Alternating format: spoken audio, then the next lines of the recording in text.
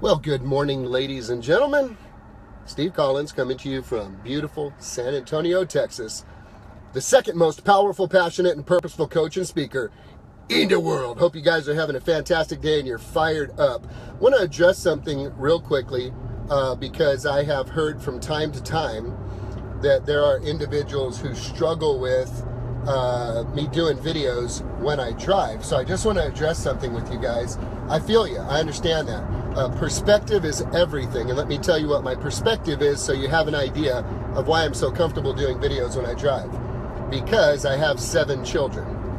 You drive across country with 7 children. That is the danger zone, ladies and gentlemen. That's the stuff that'll put hair on your chest. That's the stuff that'll want to make you smash your face through a window. Being in my teeny tiny little bitty old BMW convertible, cruising down the road with a camera in my face, having a conversation with you is the easiest task in the world. So just so you know, don't trip. It's all good. And here we go. If you suck where you are, you'll suck where you're going. Part 2, based on a story that my favorite man in the whole wide world told at one time, summed up in a simple statement in the book of Luke, chapter 16, verse 10, where he said, if you're trustworthy with a little, you'll be trustworthy with a lot. If you are untrustworthy with a little, you'll be untrustworthy with a lot. So what's the principle here? The principle is very simply this, and this is a specific message for millennials, for those of you who have kids who are millennials, or you know a millennial, or you understand the issue with the millennials. Look into some Simon Sinek conversations on millennials and the challenges that we have in this new generation because of the prolific ownership and use of social media and electronic devices that allow youngsters to have immediate access to information, conversation, communication, entertainment at their fingertips on demand, which has created an impatient culture with a very low attention span who does not yet have a clue that in order to become someone significant and to create something significant, that requires time. A lot of time. I remember years ago, I'm talking, this was 22 years ago, every time a minister would come to our church and pray, they'd always call me out and they'd say, would that young man stand up with the long hair and earring? Yep, that was me.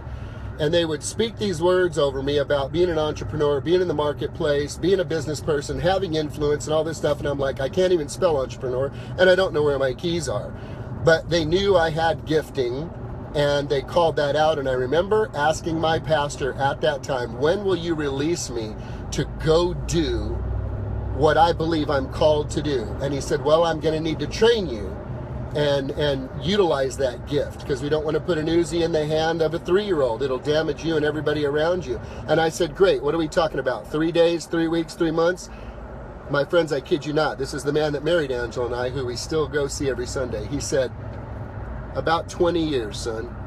About 20 years. Then, precious little words came out of my mouth that confirmed why I wasn't ready. Things you just do not say to a pastor, let alone anybody else. About 20 years. When I assumed the role of coaching after building my real estate team, I was at year 20 and a half. Because you see, just like that Chinese bamboo that you water and fertilize and water and fertilize and water and fertilize and water and fertilize and you water and fertilize day after day after day after day after day for years, and you never see anything break the surface, it's because the root system is growing deep and wide to handle the gale force tsunami winds that are common in that region of the world. And in the 4th year, over a 9-week period of time, it grows 90 feet in a matter of weeks. So the question is, did it take 4 years and 9 weeks to grow 90 feet, or did it grow 90 feet in a few weeks? Well, it obviously took longer than that. So there's something to be said for a season of silence and sitting under leadership that takes time, that this millennial generation does not understand. If you suck where you are, you'll suck where you're going. Let me give you a prime example of that. Millennials frustrated with entry-level jobs. Almost every millennial I know wants to make 100 grand, drive a Lamborghini, have a house on a hill. We get it. These are the role models that they're looking at out there.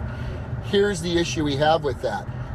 If they cannot find that, they suck their thumbs at home playing video games with mom and dad, or move in the basement if you're up north, or just hide out and don't ever set out to commit to accomplish something that may take a long period of time.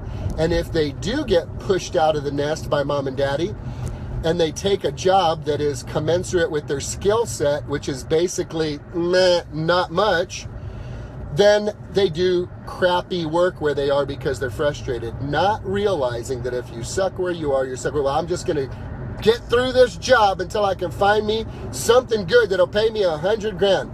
Well, I got news for you, you little rugrat. You ain't going to go nowhere with that.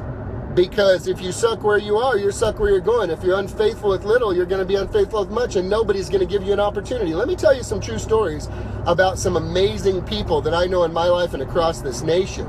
These were people who worked in jobs as waiters or waitresses or bartenders, or in what would be considered basic, simple jobs with basic, simple pay. But they did not know they were serving a CEO of an organization. They did not know they were serving a business owner. They did not know they were serving the president of an organization.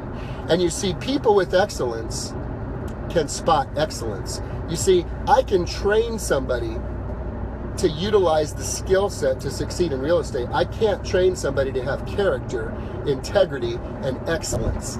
This comes from within, ladies and gentlemen. And when someone is doing a phenomenal job where they are, doors open for them. You see, you've got to be faithful with the little if you're going to even have an opportunity show up for you.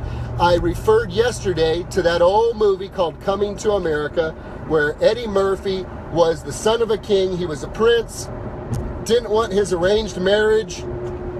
He wanted to find his own bride. Comes to America, wants to be on the down low. Him and Arsenio Hall have an agreement. We're not going to tell anybody that I'm royalty. And he takes a job at a McDonald's-like place. And guess what? He mops the floors like a prince. He cleans the windows like a prince. He engages in conversations like a prince. He takes out the trash like a prince. And nobody can figure out why he's pouring so much beauty and excellence into his menial work. And it's simply because he's a prince. He is a prince. And he operated like a prince. There is a scene where he's even sitting in the backyard with a gal. And he's sitting down in great posture on the swing. And she's like, what is it about you?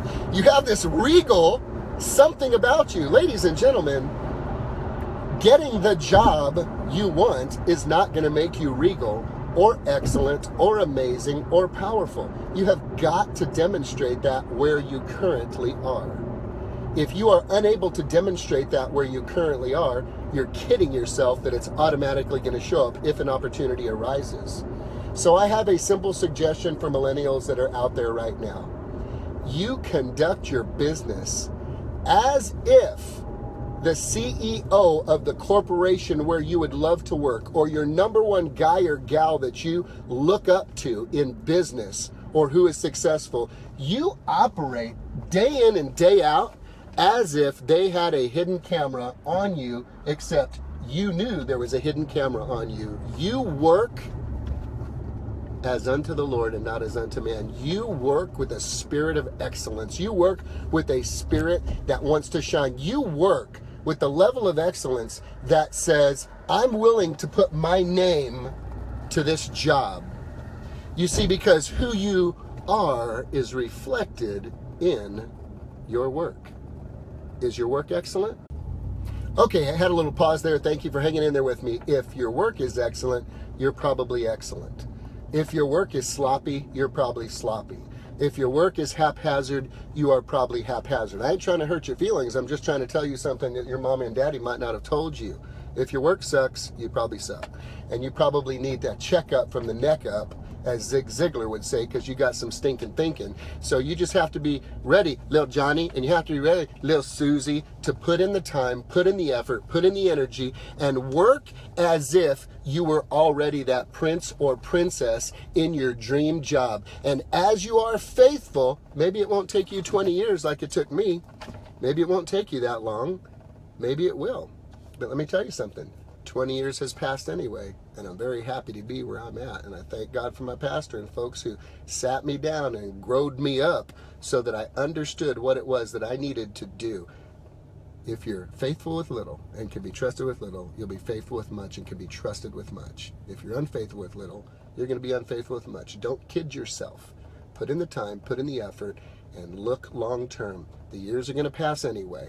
Work at your current job as if it was your dream job, and just wait to see how that dream job shows up. Have a great day, guys.